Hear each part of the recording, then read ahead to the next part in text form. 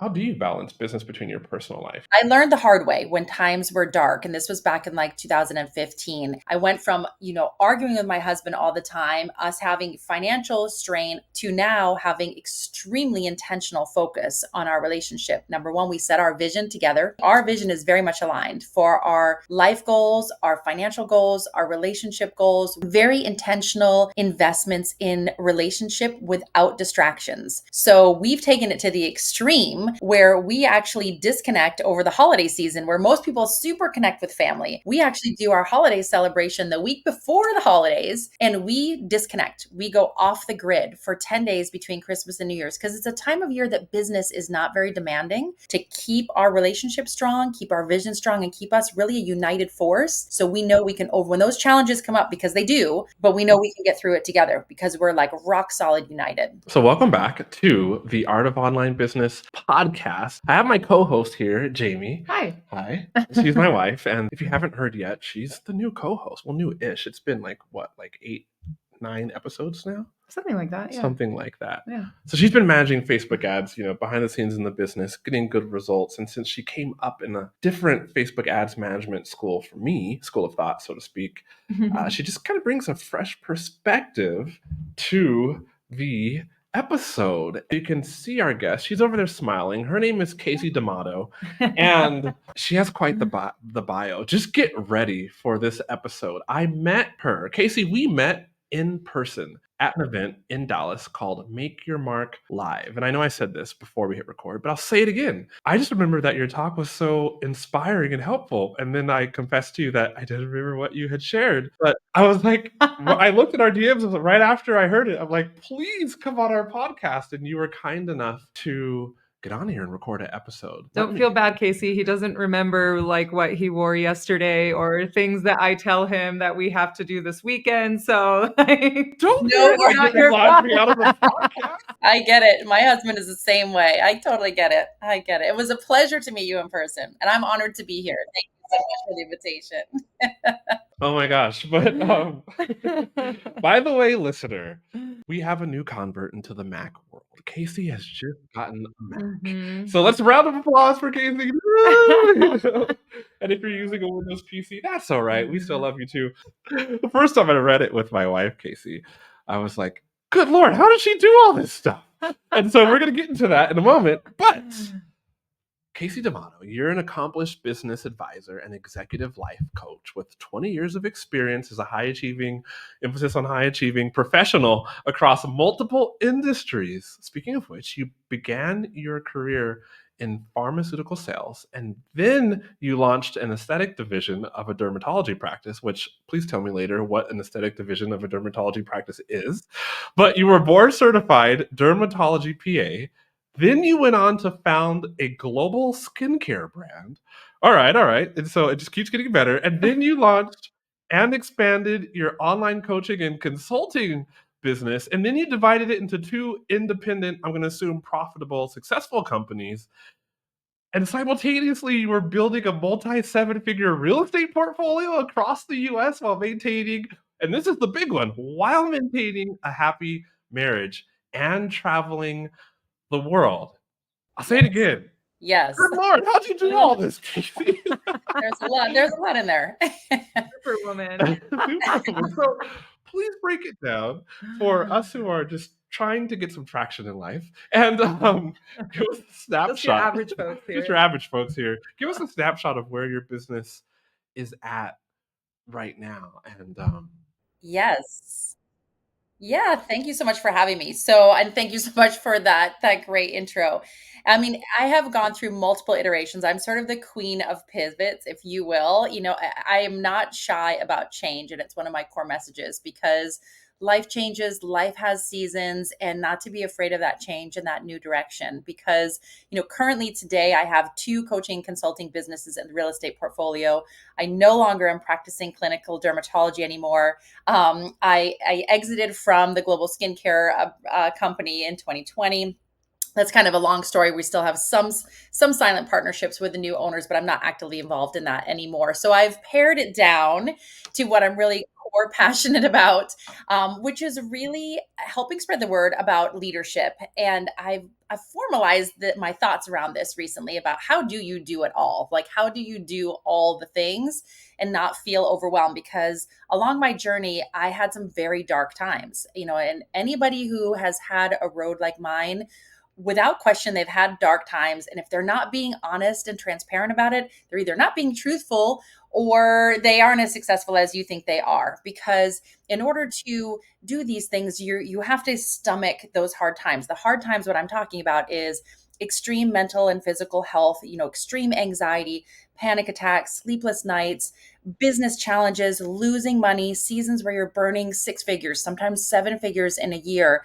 You've got legal challenges, you've got team challenges, and all these things. No one talks about that, right? We talk about the beautiful bio and the inspirational part of it, but I always bring right to the forefront. Like, in order to achieve a level of success, you have to be comfortable being resilient. You have to be comfortable with change and taking risks, and build that emotional intelligence muscle to think bigger and understand that everybody who thinks bigger will have micro failures, macro failures, overcome them, be resilient, pivot, change, and rebuild bigger and stronger the next time around.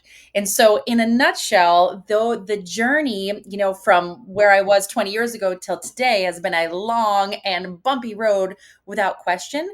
But would I change anything? No. Would I change any of those dark times, when I had extreme stress and anxiety and my physician said, you're going to have a heart attack at age of 36 if you don't sleep more than 5 hours a night, and you've got to make some hard decisions. And that's when I learned everything from time blocking to emotional intelligence. I became a certified life coach. I trained with Tony Robbins for 2 years. I've invested more than six figures into emotional intelligence, mindset, and studying human behavior. What makes some people successful and other people get stuck in what I call a red zone. And that's what hopefully we'll be able to share a few things with your audience and listeners here about my journey that will hopefully help people get past those red zones. Yes, please. Yeah.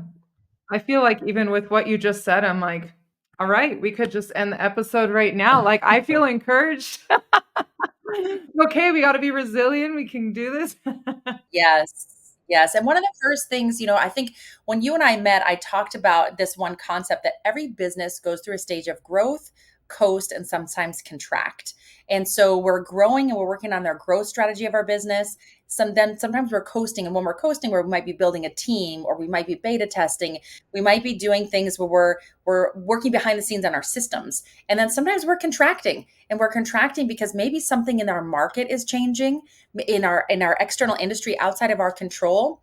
In my experience with the skincare business, we hit a big roadblock with COVID, with some of our distribution channels. We were launching globally, as you had mentioned, and we had a few supplies coming from China. We had launched in Europe and South America, and all of a sudden we had problems with supplies coming in to manufacture here in the US. We had problems with our supply chain going out to the world, right? Things outside of our control. And so we had to do some contraction and make some decisions at that time.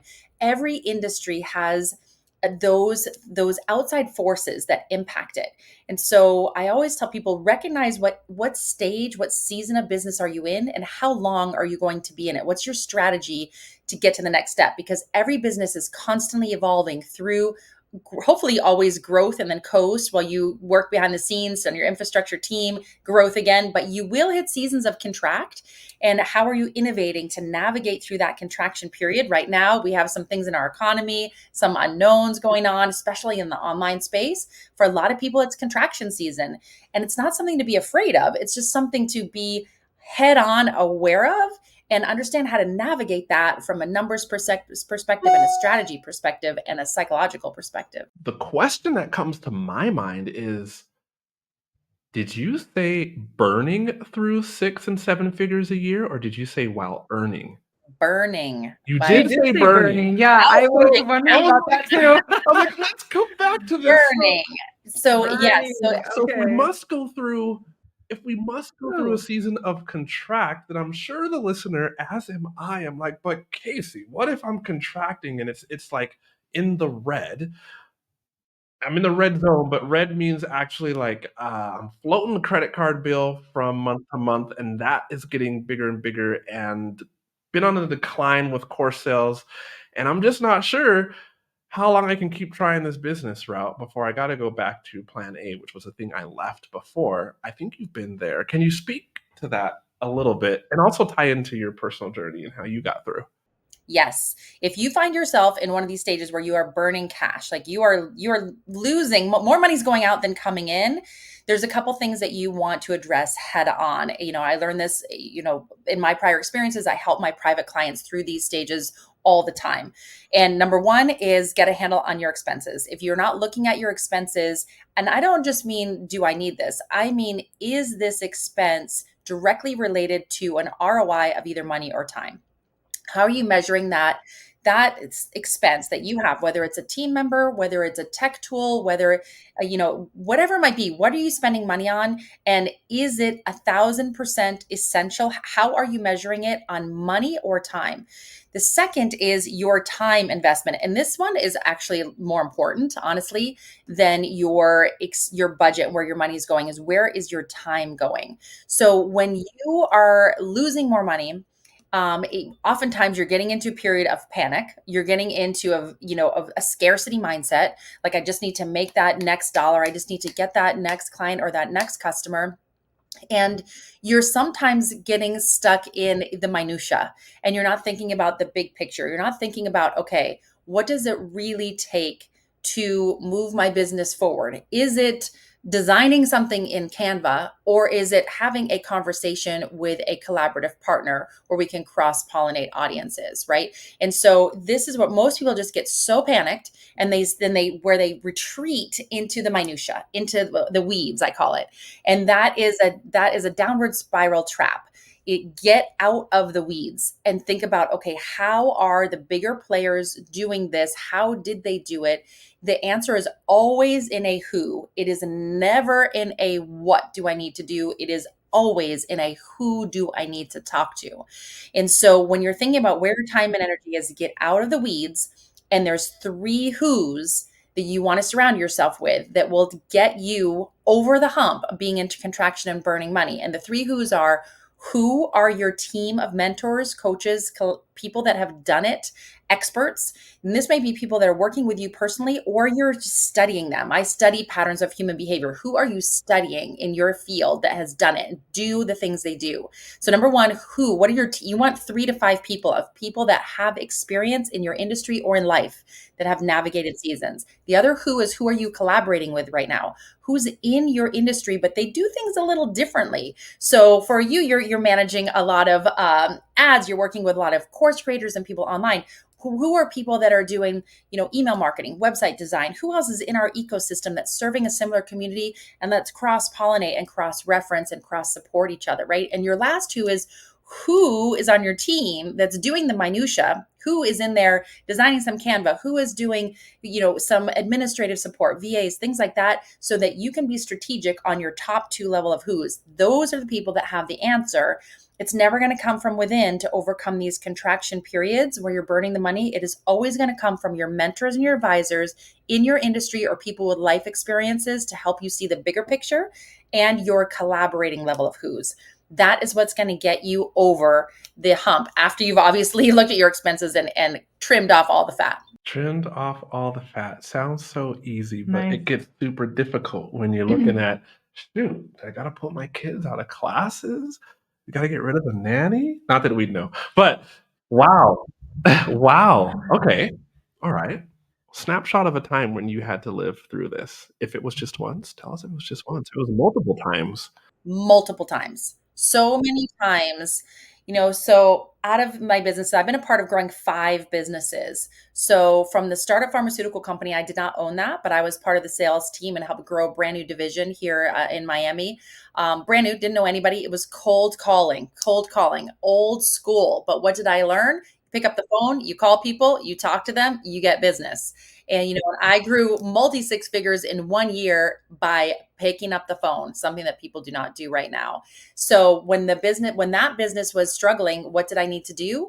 I need to either increase my volume, or I had to increase the quality of conversations that I had. So in that business, those are the 2 things, because that's all I had was cold calls. There was no tools. This was back in the late 90s. We didn't have a lot of internet support. It was phone calls. So either increase volume or increase the quality. But the answer was, who was I going to talk to? And that turned into a multi six-figure business, just my own territory within 1 year. Then the second was growing the aesthetic division.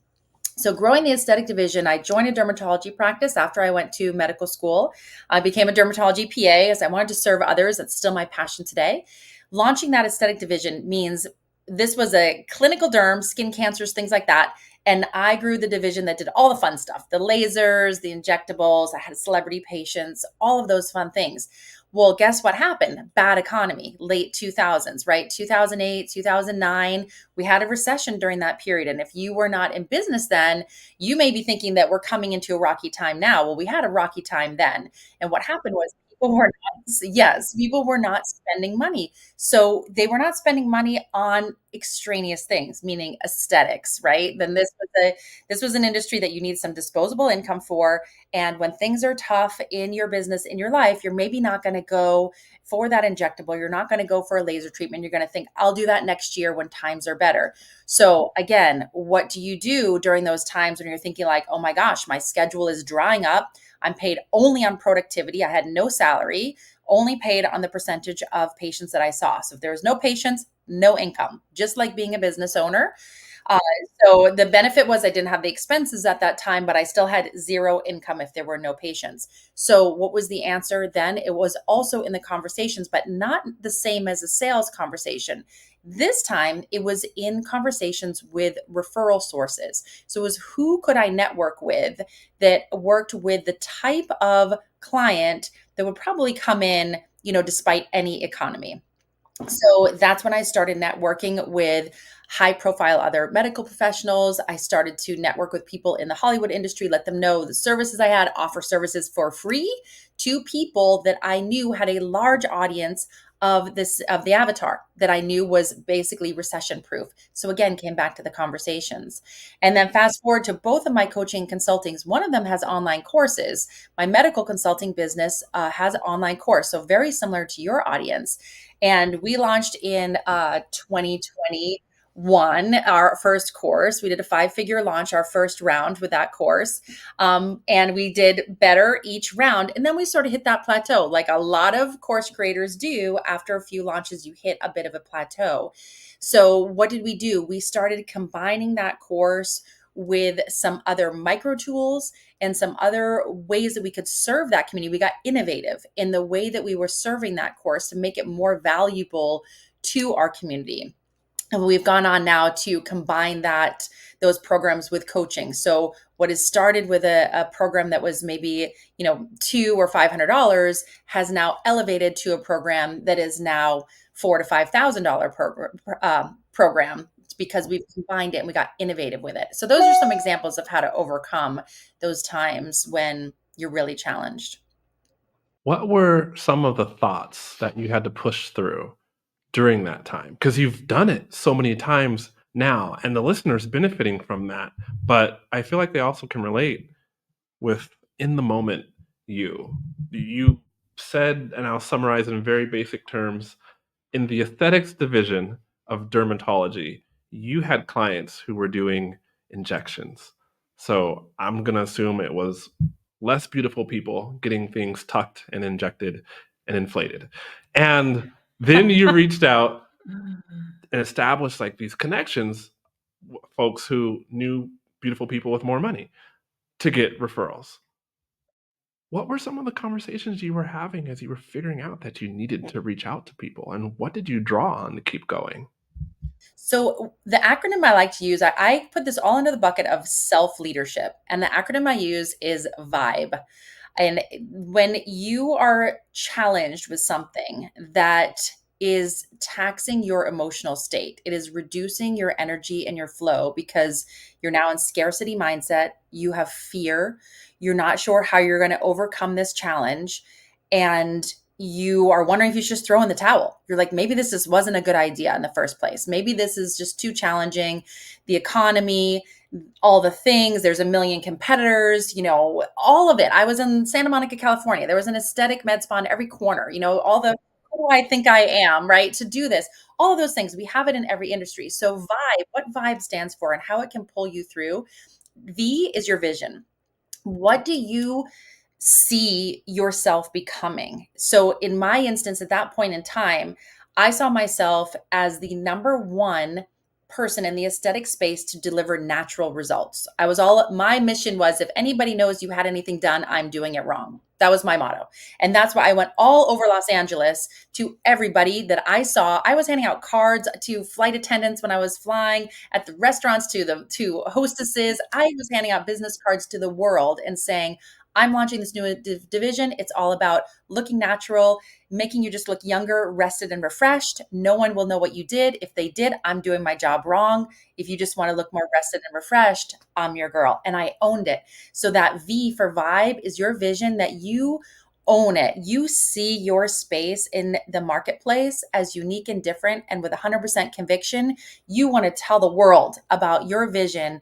And you're not shy about telling everybody you come in contact with, whether it's your avatar or it's your neighbor or whoever it is. You're telling everybody. You're passing out virtual business cards or real business cards to the world. And that's what I did at that time. So that was the vision. That's part of V and the vibe. When you're feeling really beat down, is start to think about how you're different. Do you really believe in what you do? And if you do, how many people every day are you telling? Even if it's not your avatar, are you telling 10 people a day? If not, who's going to know what you do and that you're different and better? So vision is super important. I is intentional balance. Are you balancing your time between your work and your play? Are you rewarding yourself for the micro wins, even in those hard times? What is a metric that is growing right now? Are you, in the digital space, with a lot of your listeners that are course creators, what are we celebrating for new email opt-ins? What are we looking at for website traffic? Like, what is a micro win we can celebrate and take a moment that we are having intentional boundaries, and we are celebrating the wins and allowing ourselves to disconnect from work and go and celebrate in a way that maybe doesn't cost a lot of money, but we're rewarding ourselves in some capacity for even the micro wins. So those intentional boundaries on our time with work and with life, and balancing it with intentional time with family and friends as well. B, so we come to vibe. We're now at B. B is building that resilience. That resilience is when things fail, when you have a micro failure, you're starting to shift the language in your head that failures are a privilege. And one of my favorite things I like to share in my new keynotes is business is a blessing. We are all blessed to own our own business and have this freedom of our own time and flexibility. And failure in business is a privilege. It's how we learn. If you do not fail, you will not grow. And fear is a choice.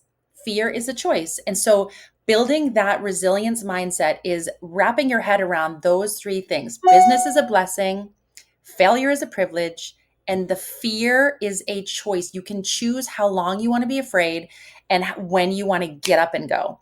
And the E in vibe is evolve. What are you doing different? If you do the same thing today that you did last week, and the same thing this month that you did last month, nothing's going to change.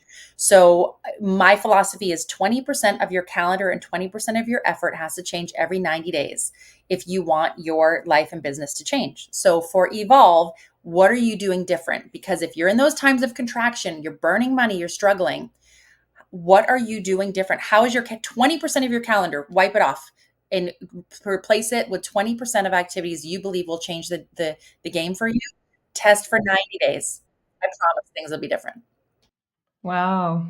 20% of your calendar change every 90 days. 20% of your activities change to what you think will move the needle for your business or you.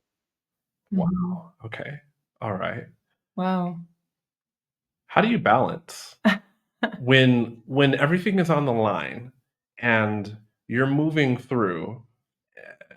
The head talk has changed to business is a blessing. Failure is a privilege. We're going to grow. How do you balance business between your personal life? Your bio said, and you went through all of this with a successful marriage. Let us know a little bit about that. So those intentional boundaries, I learned the hard way when times were dark. And this was back in like 2015, and I was not balancing well. So please, I don't want anybody to think that I have it figured out. I'm still figuring it out, but I can tell you, 9, 10 years ago, I did not have it figured out. Now I do things very differently. I went from, arguing with my husband all the time, us having financial strain, all of those things that cause a lot of conflict in a relationship, wondering if we're going to lose our house, wondering if the marriage is going to survive all of this turmoil, to now having extremely intentional focus on our relationship. Number one, we set our vision together, that V. Our vision is very much aligned for our life goals, our financial goals, our relationship goals. Where are we going today? Where do we want to be in 3 years, 5 years, 10 years? They're very much aligned. That vision conversation we have at least twice a year. Very intentional investments in relationship without distractions. So we've taken it to the extreme where we actually disconnect over the holiday season, where most people super connect with family. We actually do our holiday celebration the week before the holidays, and we disconnect. We go off the grid for 10 days between Christmas and New Year's because it's a time of year that business is not very demanding. And so we take the family demands out of that as well. So we do early holiday celebrations mid-December, and then we get on a plane, we leave the country, and we are disconnected from the world, just focusing on our relationship, ourselves, our new goals, our new vision. We do that twice a year, completely out of the country, different language, different environment. We shut ourselves off from the world, friends, family, everybody. Now, that's just for a short period of time, right? It might be a week, might be 2 weeks, long for some people, but short in the scheme of our whole lifetime. We spend a lot of time with family. We have a whole summer house. We spend 2 or 3 months a year with my extended family, all cousins, and all the things. So we invest our time super intentionally. We know summer season is all about family. It's all about spending that quality time at the beach house. But then we have other times a year we know our business is a little less demanding, and we take advantage of that to disconnect from everybody, everything, and focus on ourselves. And that's been really integral. And we mix that in with frequent date nights and others, staycations and things like that in between. So we're constantly giving ourselves either a micro vacation or a big disconnect to keep our relationship strong, keep our vision strong, and keep us really a united force. So we know we can when those challenges come up, because they do, the challenges come up, the monies you get lost, there's a team challenge, there's some BS going on with a business venture somewhere, but we know we can get through it together because we're like rock solid united.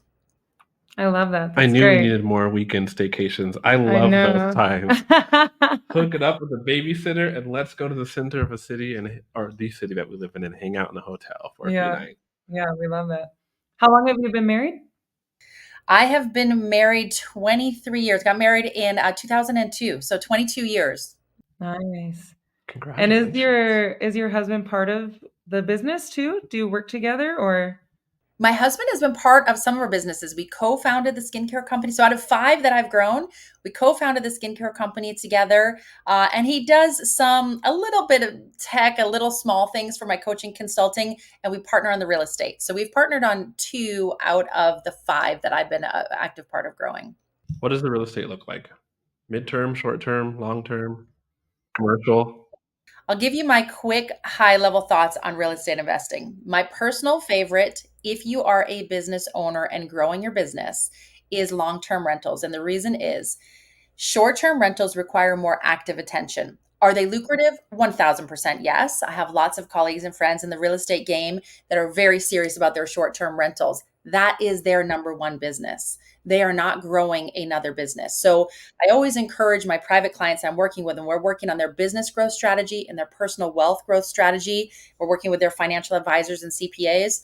We want active source of income and we want passive sources of income. And when we're thinking about passive, we want them truly passive if we are scaling a business. So when I work with people, we are growing, we're scaling their business and scaling their life. So that does mean active and passive income.